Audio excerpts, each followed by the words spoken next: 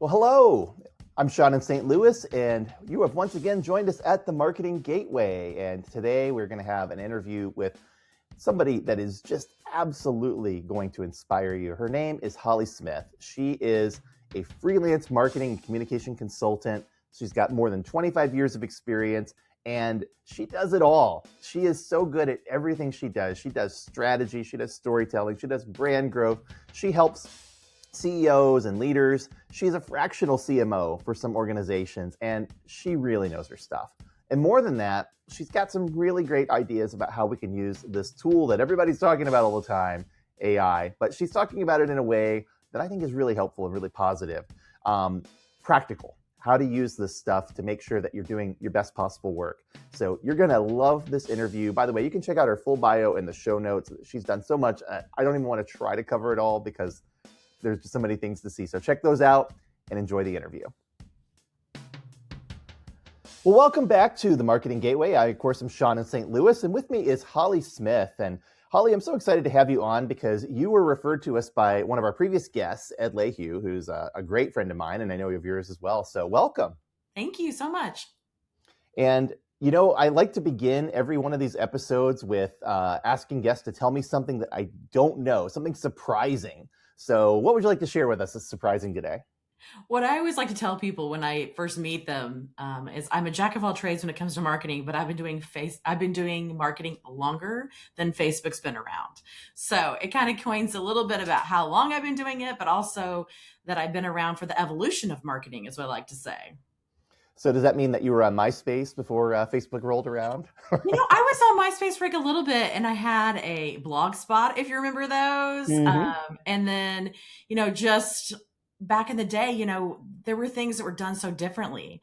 I know one of those things we talked about is, we used to go to the printer when things were printed off at the printer and see the blue line. And, it's just so different now. And I think it's better. That's for sure.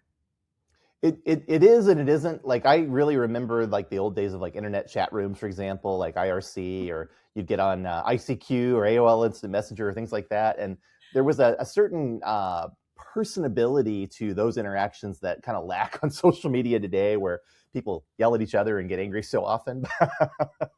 Yes, I agree. Yes. But I think in terms of the work we do as marketers, things have definitely improved. Yes, I would agree with that too. Yes, definitely the work as marketers. And I feel like we can be so much more efficient, productive, and just the speed to market so different. So true. Well, in this series on the Marketing Gateway, we're really focused on the St. Louis area. And you're not actually living in St. Louis, so you're someone that's a little outside, although I know you know our area. So what are your impressions of St. Louis as someone who doesn't live or work here? We love St. Louis. We're in Evansville, Indiana. We're not too far away. We love to come over for a good baseball game, go to the Arch, go to a hockey game. But, we visited, I feel like every other year we're over there for something. The only thing I haven't done is I would love to go to your zoo. I've never been to the zoo. So, but yeah, great experience. Love shopping there. Love visiting. So many cool things to do in St. Louis.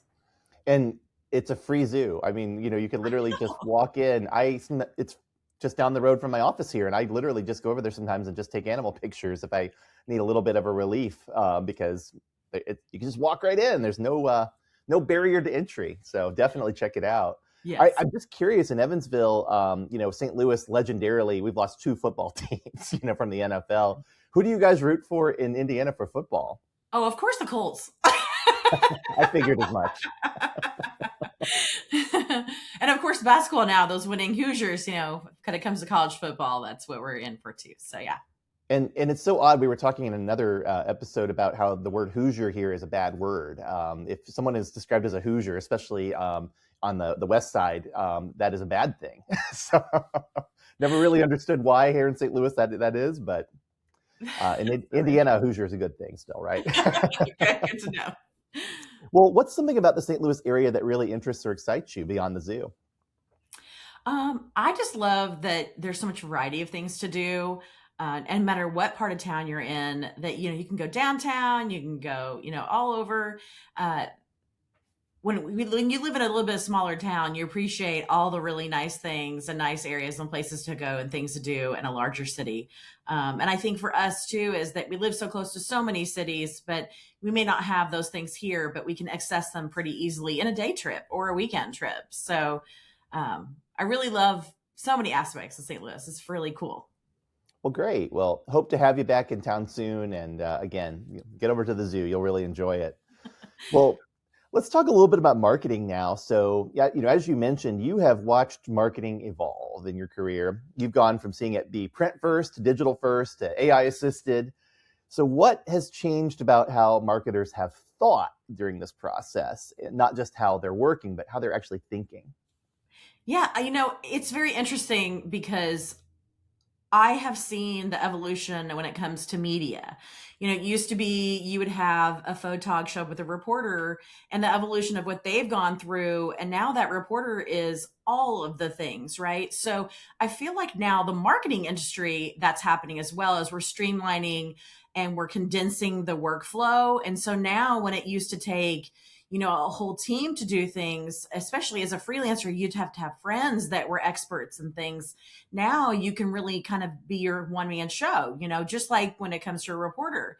So the evolution of, really being a team and being able to, when you need to freelance again, to have those partners to now having all the AI assisted tools out there today. Yeah. And, when I talk to people in various roles in marketing, and I mean, marketing is such a huge umbrella of tasks these days, right? It really seems like a lot of folks are trying to look for ways that they can kind of get some of that, I don't know, collaboration back. And AI has proven a good tool for that for many of them. And some of them, of course, are apprehensive about using AI for anything creative because that's their job, that's their stock and trade. But they're happy to use it maybe to help them, kind of get to that point where they can be creative. And I think that's a big change that I've noticed in the last year. Yeah. And what I really see too is, there was this time that was very, siloed, intense. And then there was a period of time where, really social media took off, internet, advertising, and there was so much of this dependency on your graphic designer and almost to the point where it's overloading a graphic designer that now, we've gotten back to letting them hone their skills and be good at what they do. But all those little things that necessarily graphic doesn't need to do, like social media graphics or, little tiny graphics for things that we have other tools to do that now that can be checked and also on brand if it's done the right way. But also, those heavy projects or those things that really truly need a keen eye.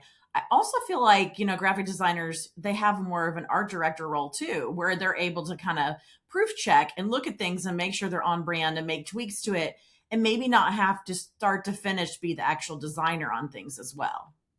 Yeah. Yeah. And I'm hearing an increasing number of people telling me that they're using Canva and maybe they'll have a graphic designer set something up and kind of give them a design Bible or design template. And then they'll take it into Canva to create all those other smaller graphics. And Canva can do that job in a way that Yes. traditional tools just couldn't do it. So it's been fascinating to watch that tool really rise in prominence.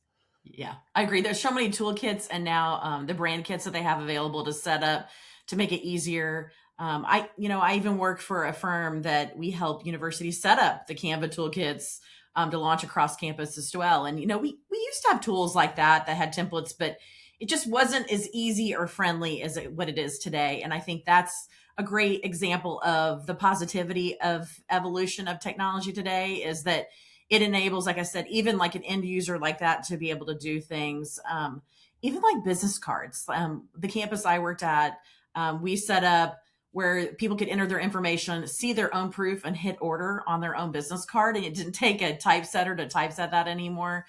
That's a perfect example of the evolution of technology and where marketing's really taken us because a business card's a great sales tool. It's great to have. Not everybody has a business card these days. But if it is a necessary tool, it takes away necessarily from what could really produce revenue for a business. When it comes to generating graphics and things like that could be used more in sales. Yeah. And you make such a good point that ultimately these tools should help us to take away the tedious things that really they're important, but they don't really need the time that we allocate to them. So we can get to the things that really are important and require our time and energy. And, I think one of the things you and I've talked about is the opportunity too to have it take out some of the sting of the things that you don't normally get paid for, right? Like writing a proposal or putting together a template that you're going to use or things like that. They might just be things that you're doing in your free time or that you're doing when you're prospecting for work, but that take a lot of your time and focus away from actually serving the people that you're working for. Yeah, I think the value of time is what I like to talk about with people is, trying to get business is very time intensive. And when you're trying to do that, you're taking away from actually making money and spending on time on projects and serving other clients. So I think, anything you can do to condense the amount of workload when it comes to onboarding a client or getting them to say yes, is just that conversion part of we've all struggled with. That's always a great tool to use for that. And I have actually used it many times to help not only produce proposals based upon a conversation, download the transcript, upload it to an AI, have it produced based upon the conversation, and it's got the actual knowledge base. Of course, I'm proofing it and making sure it's accurate. There's no hallucination in it. That's a perfect example of, these tools to be able to take a conversation and then literally produce what you talked about into what you're looking for, whether it's a blog post, a proposal, or whatever else asset that you may need to come out of the conversation. I mean, the last thing we want ChatGPT to do is to look at our proposal and go, you could do this a little cheaper and change the price on us, right? That's right. Well, I know you've held some in-house leadership roles. You've worked agency side, and now you're operating as a fractional CMO. So what does each model teach you about leadership and trust? I think working inside at a corporate or a large corporate organization, especially in healthcare or higher education, and working agency side. I've worked agency side and now have my own agency 3 different times. It gives you the perspective of what's important and what needs to be done during the business day and maybe what needs to happen at night. But again, it feeds back into that value of time, right? And you're respectful of other people's time. And you understand what each role needs. I felt like now working agency side, I know what it was like to work corporate, right? I know that what they're looking for in their email box when they ask for something. And I feel like I can deliver that a little bit better and help provide more guidance, more information, those recommendations, what they're clearly looking for in a recommendation. I think just seeing both sides of the perspective for that can really help. One of the things you just said that really stuck out to me in a positive way was respecting other people's time. When you're working with people that know what they're doing and you're asking them to do things that they're good at doing, if you have a good sense of the time that's required, you can work with them to make it better and to iterate and improve, because you're not just sitting around waiting for layers of approval, or you're not sitting around waiting for them to have the right marching orders to know what they're doing, or you're not even just wasting their time making them have to schedule meetings weeks or months out from when you ask them to do the task, right? And I think that that's one thing that is often lacking in corporate leadership when I work with different organizations, is that the leaders don't respect people's time enough, and they don't always understand how long it takes to do things because they haven't done them themselves. So when you can do that, the results that you can get are just amazing. Yeah, there's been times I've walked through, I've worked with like vice presidents enrollment that, they understand enrollment. They don't necessarily know when it comes to marketing and what goes into it, to step them through and explain, here's when we initiate a project, here's the back and forth, here's what's needed, here's the tools and information that's up front if we can get that, and what the speed to market can truly be or what the output can be. But also education, that clarity and communication and consistency can really help a team be better together and work better together. I've actually done a couple scenarios and talked through with people like how to give good feedback. That's actually harder than it sounds. I mean, some people really struggle with that. There's always more efficient ways to do it. And there's also very direct, clear communication you can give to do that as well. I once worked in the comic book world, and I gave an artist some feedback one time and found out later I absolutely destroyed him. He never wanted to draw again after I gave him feedback. And I didn't mean to do that. I didn't mean to undermine his confidence. I hope he's picked the pencil up since I last talked to him. But giving bad feedback can really adversely affect people, especially when they're sensitive about their work, or they're creative, or they're just trying to do good things, and you don't know how to tell them how to do their best work, right? It's amazing. Yeah, it's funny. I call it the C's of feedback. clear, consistent, and caring. And caring is one of those because you have to make sure you say it in a tone that it doesn't hurt someone's feeling. And it really is it's also giving them enough breadth and depth that they can make the changes and maybe even make something better or different based upon your feedback. Because maybe what they even provided, they maybe even had a different idea of something completely, different they showed you, and it gives them the opportunity to maybe introduce new things. So often what I hear when I see something come back that I didn't want was, well, you told me to do it this way. And I think, did I? But I probably did. And I didn't communicate it in a way that gave them the opportunity to see other avenues. And then I didn't give them good enough feedback to help them to see that maybe what I told them, I didn't have as clear of a picture in my head as they thought I did. Yes. Well, yeah. Let's talk about AI for a little bit. So AI is reshaping content creation, right? And it's also reshaping analytics and strategy. So where do you see it genuinely helping marketers, and where do you think human judgment still matters most? Yeah, first I just want to say, I think everybody has their own attitudes towards it. I talk to many groups, and it is really, truly a glass half full, glass half empty perspective when it comes to AI. I am definitely a positive glass half full, maybe more than half full kind of person. I also, when I talk to the younger generation, I get a lot of criticism towards it, but I will just say, we talk about the evolution of marketing and what I've kind of seen and gone through. This is actually very similar when the internet first was introduced and what we saw, right? There was a lot of claims about, licensing and stealing of information, and, that all came out as well during that period of time. So how we use it, implement it, and put, barriers and rules around it, and also just checking. I mean, some of the things that have come out for, accuracy and hallucination. I mean, you could have Googled that and got a wrong information and put it into something. I mean, it's pulling it from, the internet somewhere. So it could be listed I shouldn't say that. It could hallucinate. It could make it up. But you could pull a resource or something, an article someone wrote that was incorrect, and it could have been done as well before. So I feel like some of the emphasis and negativity around it is warranted, but some of it I feel like it could have been done even before. Maybe it's just expedited, and the speed of some of that's coming to light a little bit faster.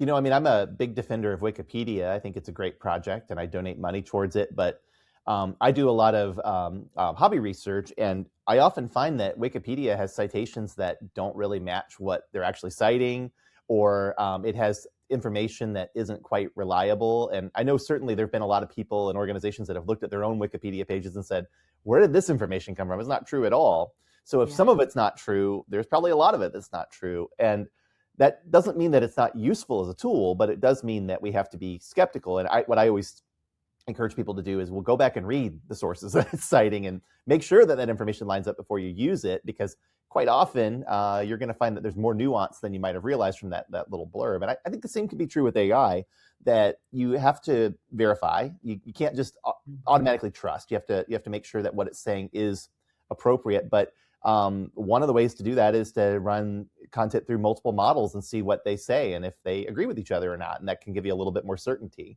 What other things have you kind of picked up on in terms of being able to trust this type of technology? Yeah, I've seen more if I give it a knowledge base, or I give it a transcript from a conversation. If I give it documents and I limit it and say only pull from this information and it's not going out to the web, I do find more accuracy that way. I think when you leave the door open to interpretation and it can go out there and just find something is where it can be a little tricky. I also feel like there's times I'll actually say, like, how did you find this information? I'll quiz it, right? And make it bring back the source. I also feel like it doesn't tell you it can't do something, which is really interesting. So I've been trying to put that in my prompts now more. Or when I give a very specific prompt and a lot of information, I'll say, ask me questions first. And it'll usually ask you 10 or 15 additional questions of information that it can pull from versus going out there and trying to hallucinate. So I feel like that's helped solve a little bit of what I've seen, some of the hallucination. And I would say I have seen it seldom, rare. The one time it really went out is that it didn't tell me it couldn't watch a video. So I asked it to watch a video and give me some information, and it made it all up. And I'm like, why didn't it just say it can't watch the video? So that's the one instance that I've seen. And maybe one day it will be able to. Yeah, I think the trick it's able to do right now is read the transcripts on the videos and then Yeah. act like it's watched the video, but it can't give you a lot of clues about what was actually in the video, just what was said.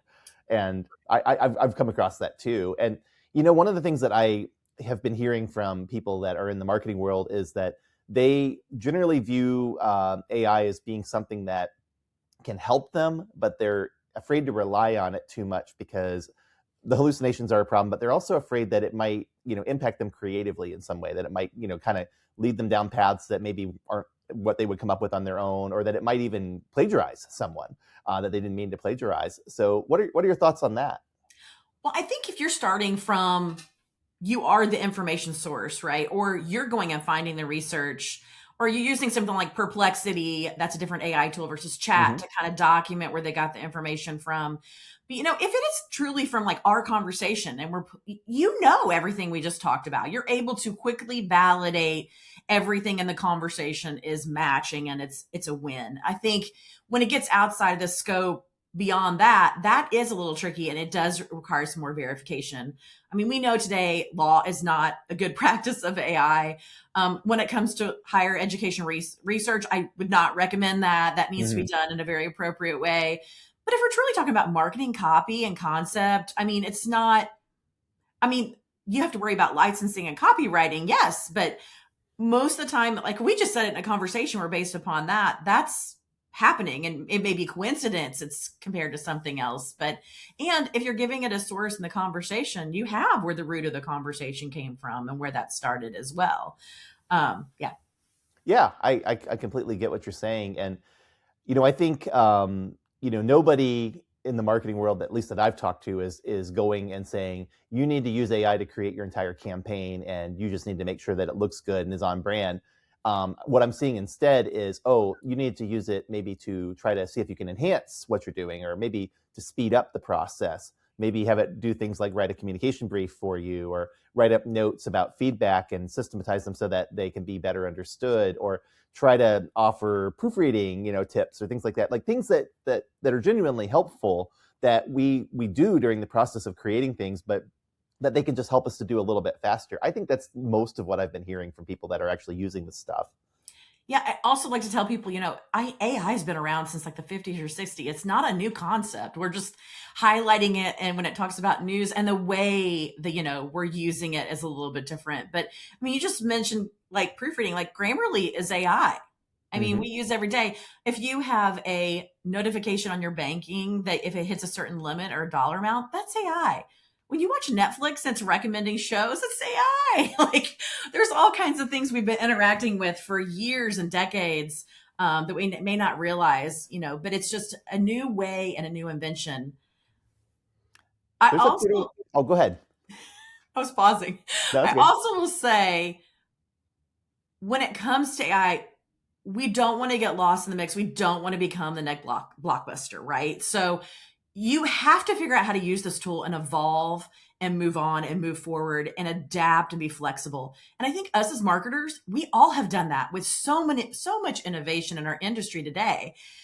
So don't not use it, right? I mean, use it because you may get left behind. And if you're in a marketing, let's say you're in a corporate right now and you're not using it at all, well, you are because you're using Grammarly and you're probably using it in Adobe and you're using it somewhat. But if you're not adopting and figuring out how to leverage it and use it in your team, today's the day to start.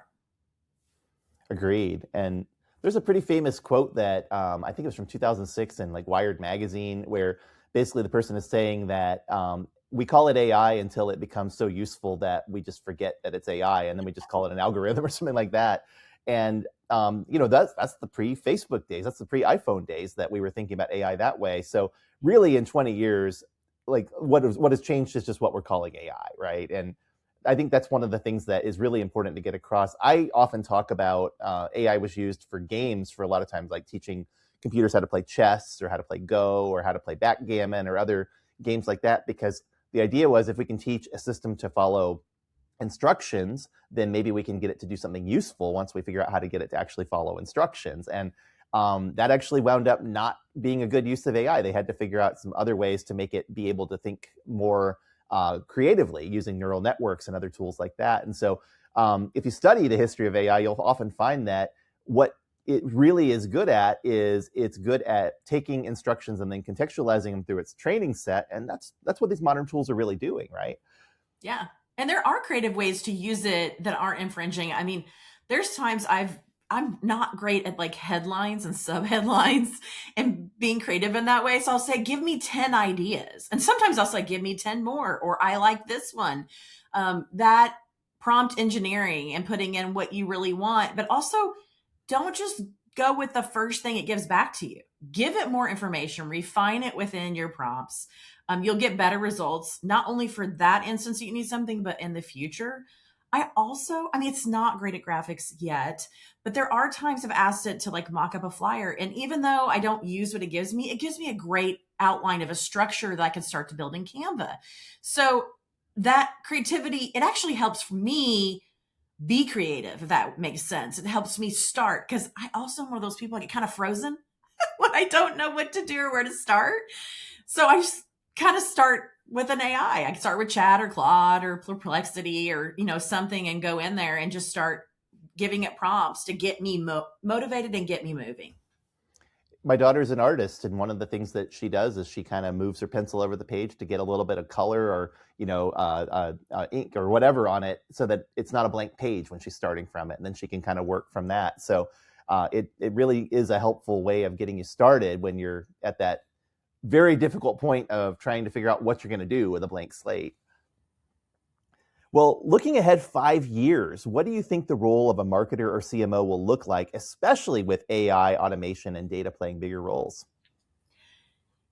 I truly think that there's going to be a lot that's going to be similar, because if you're at that level, you should truly be driving strategy, growing the business, and staying on mission, right? If you're a nonprofit, those things are not going to change. And that needed critical thinking and that guiding mission and vision and voice is still going to be there. It's just how we get it done. And I feel like every day and every year and every decade, it changes how we get it done. So that may change, but at a higher level, it should truly be very similar. The other thing that may change is the speed to execution, and how quickly we can get things done may change. But other than that, I really see a lot of the thought leaders, a lot of the strategists we've had, their role is going to still be that. I agree. And I think, if anything, managing these things as kind of a subordinate, function to the people that you're working with is going to be a big part of the job. The way that, in my work, when I started as a researcher, we didn't do online surveys very often. They were expensive. They were hard to do. Now everybody's on Qualtrics or Question Pro or SurveyMonkey or all these other platforms. And so a big part of my job now is to manage those platforms.